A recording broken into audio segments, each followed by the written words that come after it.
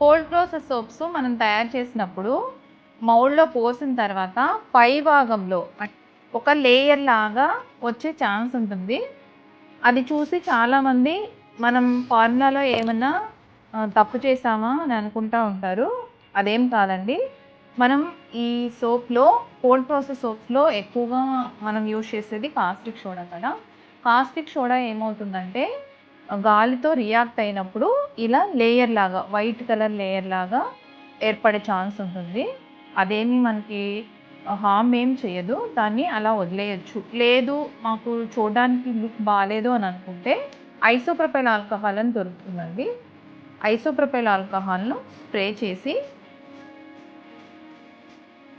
టిష్యూతో wipe చేస్తే